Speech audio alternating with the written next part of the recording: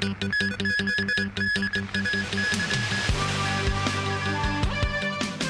city experiences much colder weather today.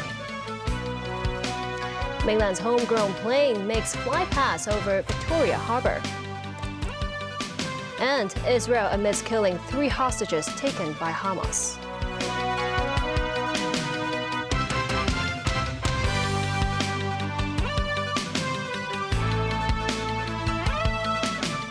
Hello and welcome to TVB News. The weather in the city is significantly colder today. The cold weather warning is now in force. The observatory said residents should expect a minimum temperature of 12 degrees Celsius in urban areas. The Mosangai has more. Many residents woke up to cold and wet weather this morning. Most put on thick layers of clothing. While temperatures in most areas of the city remained at 15 or 16 degrees Celsius, the observatory said temperatures will drop even lower tonight. But some people welcomed the chilly weather. I was still wearing summer clothes in the past few days. It is finally cold now, this man said. The Singaporean tourist said cold weather is a rare experience for her. Singapore is very hot, so we want to travel to foreign places to experience the cold and the feeling of wearing coats, she said. Meanwhile, this chestnut hawker said more customers came to buy these traditional winter treats thanks to the colder weather. Tourists also like to buy chestnuts and sweet potatoes from my store, she added. The observatory said a winter monsoon is affecting southern China, bringing cold and windy weather to the city. It also reminded residents to beware of wind chill effects, meaning the temperature felt by the body may be lower than the actual air temperature. Musnai, TVB News. The mainland's homegrown aircraft, the C919, flew over Hong Kong and Victoria Harbour this morning. Many onlookers and aviation lovers gathered at the harbourfront and the peak to catch a glimpse of the C919. The Mosangai reports. Early on Saturday morning, the mainland's homegrown aircraft C919 took off from Hong Kong International Airport. It flew past the iconic Ting Ma Bridge and Tinggao Bridge.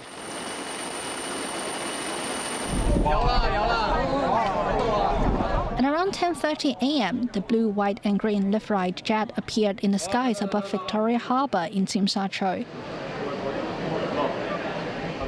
The plane then circled Lemma Island.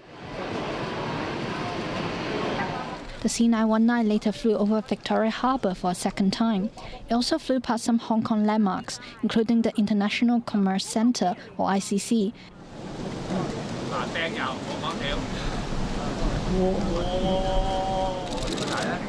At various points during its tour, the C919 flew at low altitudes, at 1,500 feet, 1,000 feet and 700 feet.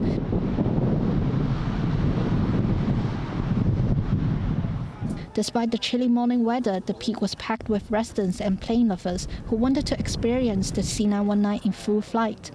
I came from Xiamen because it is a rare opportunity to see a homegrown aircraft in a flight class, this man said. This boy decided to take his photos in Tsim Sha Tsui. I'm an aviation enthusiast, and also the hobby of taking pictures of planes just started recently. It's very fascinating and exciting event to see the plane fly over. The C919 had its maiden flight in 2017 and only started commercial operations in May. The plane will leave Hong Kong on Sunday together with another homegrown aircraft, the ARJ-21. Mimus 9, TVB News. The hospital authority has introduced gene therapy to allow patients suffering from spinal muscular atrophy to be treated with just one injection. The first beneficiary in Hong Kong from the therapy is this 10-month-old baby boy. He was diagnosed with a rare neuromuscular disorder when he was just 2 weeks old. The HA said the injection therapy is most effective when used on patients under 1 year old, and the one-time treatment takes away much of the inconvenience in other long-term therapies and medication. The HA added clinical data showed the new dosage remains effective 7 years after the injection. Chinese computer scientist Teng Xiao'ou passed away on Friday. He was 55 years old. Tang, the founder of Chinese artificial intelligence company SenseTime, has been ill. Tang earned a doctorate degree in computer vision from the Massachusetts Institute of Technology in 1996. He then worked at Microsoft Research Asia between 2005 and 2008. Tang founded SenseTime in 2014. The company is well known for its advanced facial recognition systems. Overseas, the Israeli military has admitted that the 3 hostages found dead in northern Gaza on Friday was killed by friendly fire. Israeli troops had mistakenly shot the 3 in a Gaza City neighborhood after soldiers thought them to be a threat. It comes after U.S. envoy Jake Sullivan urged Israel to scale back its attacks on Gaza, where almost 19,000 people have been killed during the conflict. Israel is battling Palestinian group Hamas, which led a raid on Israel on October 7th, resulting in the deaths of 1,200 people, with around 240 taken hostage. Nasri Karim has more. Israel Defense Forces spokesman Daniel Hagari announced the difficult and painful news to the people of Israel on Friday. He said during fighting in the northern Gaza area of Shijaya, the IDF mistakenly identified the 3 Israelis as a threat because they were not wearing military uniforms. Israeli soldiers fired in their direction, killing all 3. Only later were they identified as hostages. 28-year-old Yotam Haim, 25-year-old Samar al-Talalka, and 26-year-old Alon Shamriz were all abducted on October 7th. They are suspected to have either escaped their captors or had been abandoned. Their killings have ignited anger amongst Israelis who have long protested against what they say is the government's lack of effort to free the hostages. My reaction, first of all, was grief. These are families that I know personally and people that have been waiting so hopefully for their loved ones to return. And to me, it struck me in the heart, showing me that there's got to be a deal right now to bring them back. Terrible tragedy, and I think a deal should have been made much, much earlier. And all those lives of all the innocent people could have been spared. Last month, Israel and Hamas agreed a truce that lasted for 7 days and saw more than 100 hostages released from Gaza, while over 200 Palestinians were freed from Israeli jails. Speaking from a hospital bed, Dahdu said he managed to walk to an ambulance, but 45-year-old cameraman Abu Dakka lay bleeding and died hours later. According to the Committee to Protect Journalists, Abu Dakka is the 64th journalist killed during the conflict.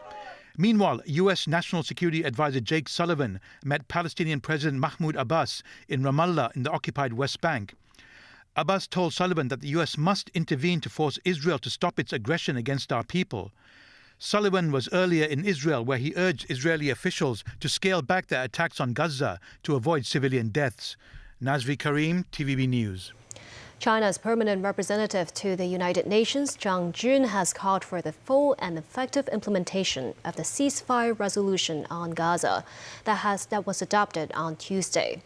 The UN General Assembly adopted a resolution demanding an immediate humanitarian ceasefire in Gaza, with 153 in favor, 10 against, and 23 countries abstaining.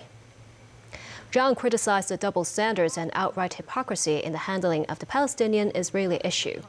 He said beautiful slogans such as human rights, humanitarianism, and protection of women and children have taken on new meaning from some countries.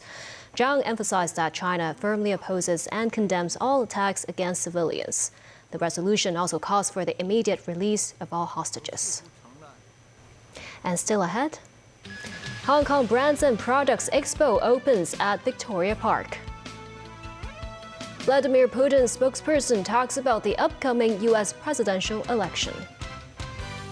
Rudy Giuliani, the former lawyer for Donald Trump, is ordered to pay $150 million in damages.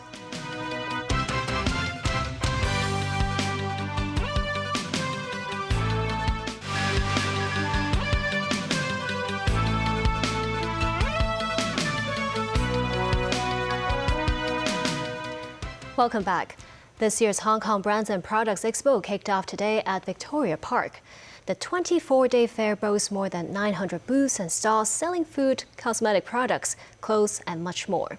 Chief Executive John Lee said he hopes residents can enjoy the festive spirits by coming out and spending more over the Christmas and New Year holiday season. It's the very first Hong Kong Brands and Products Expo after the city lifted all COVID curbs. Excitement in the air even before the fair opened.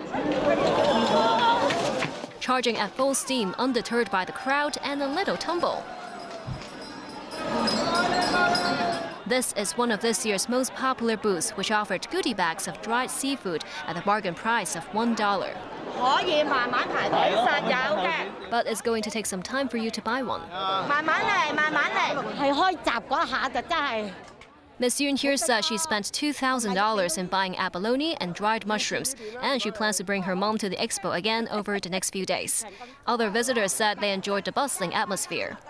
It's actually good because you see a lot of products being brought right here, and we actually got a good buy, $1 for this sausage, which is good. And we plan also, of course, to tour around the expo and have more of this kind of stuff. The fair also saw the comeback of cooked food stalls after 4 years of hiatus, with egg tarts, an assortment of grilled food, enjoyed by locals and foreigners alike. For the first time, merchants could sell alcoholic drinks at the fair with wine tasting available. Kickstarting this 24-day-long expo was Chief Executive John Lee. After his first stop at the police's booth at the expo, he visited this stall selling semi-dried oysters.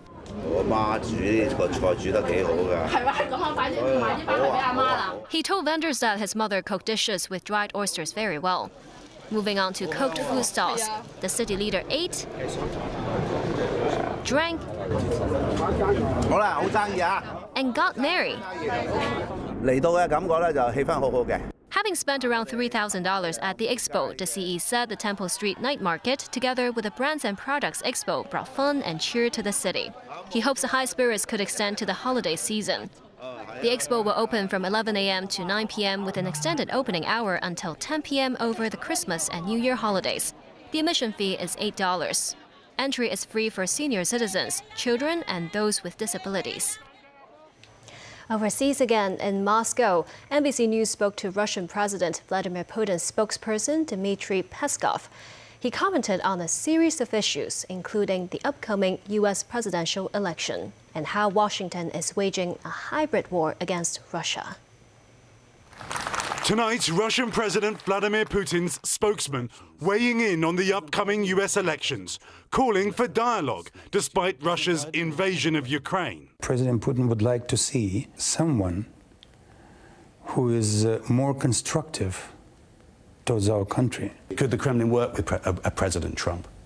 I have no doubt that President Putin will be ready to work with anyone who is ready to work with him. It's illegal in Russia to call its special military operation a war, but Dmitry Peskov says it is a war. It is a hybrid war that actually the United States is orchestrating against our country. Saying Russia will still win, even with more US aid for Ukraine. This is a great mistake of Washington, actually. But you accept that so far, America's funding and its weapons has been one of the crucial factors that has prevented Russia from reaching its goals. It's making the story longer. One independent polling organization tells us half of Russians now want peace talks, though most would not give up territory. To return back the territories is treated like a surrender. And on Americans, Paul Whelan and Wall Street Journal reporter Evan Gershkovich, who the US say are wrongly detained. President Putin is always interested in a deal. They are hostages to the deal you want to do, aren't they? No, they're not hostages. They're in custody. French President Emmanuel Macron said on Friday he would still consider talking with his Russian counterpart Vladimir Putin if it helps create a sustainable peace between Ukraine and Russia. Macron was speaking at a press conference in Brussels at the end of a European Union summit. Macron and Putin enjoyed a good working relationship before Russia invaded its neighbor on February 22, 2022. Their relationship has since deteriorated as the war dragged on. But Macron said he would speak to Putin if the Russian leader was willing to engage in dialogue and respect Ukraine's sovereignty. Macron also described Thursday's decision by Hungarian Prime Minister Viktor Orban to block EU aid funding for Ukraine as dishonest, adding that there are mechanisms to get around Hungary's veto. what Prime Minister Orban tried to present after yesterday, honestly, is dishonest. He blocked the whole box, meaning he blocked financing for migration, he blocked de facto grants for Ukraine, but we can have loans and financing for next year. In the U.S., Rudy Giuliani, the ex-lawyer to former President Donald Trump, was ordered by a court to pay some $150 million in damages to 2 former Georgia election workers. A jury decided that he defamed the 2 workers through false accusations that they helped rig the 2020 election against Trump. Giuliani was also the New York mayor during the September 11th attacks in 2001. And was once widely praised for his leadership following the incident. This report from NBC News.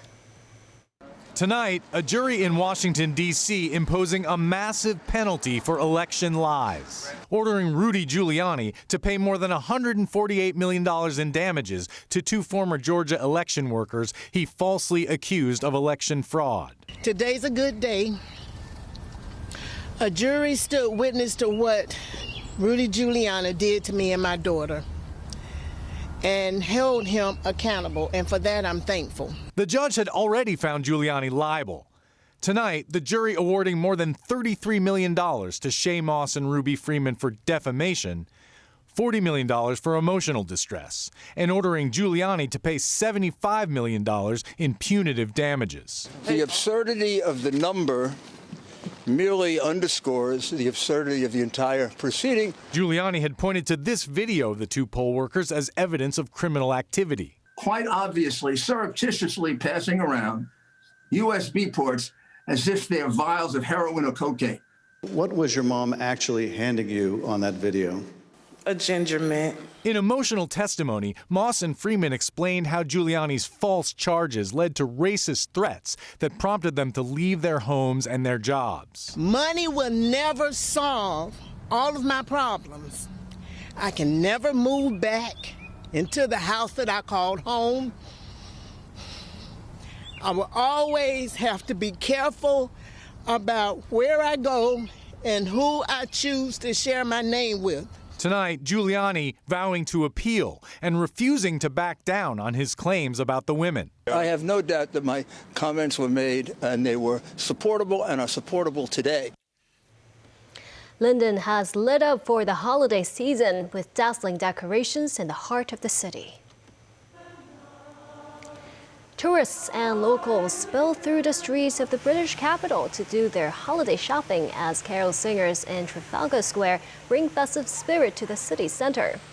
The Christmas tree is the centerpiece at the square, as well as a giant menorah lit up with flames. The sun and various plants were also heavily featured in this year's decorations.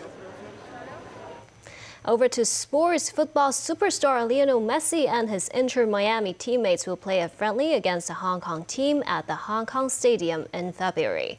All tickets were snapped up within 1 hour after sales began on Friday. But scalpers are already on the prowl to resell tickets online at sky-high prices. Tickets for the much-anticipated football match were priced between $880 and $4,880. Plenty of these tickets have in recent days started to appear on resale sites. Secretary for Culture, Sports and Tourism Kevin Yeung said, people should be careful of tickets sold online because there is no way to confirm whether or not the QR codes from resellers are authentic.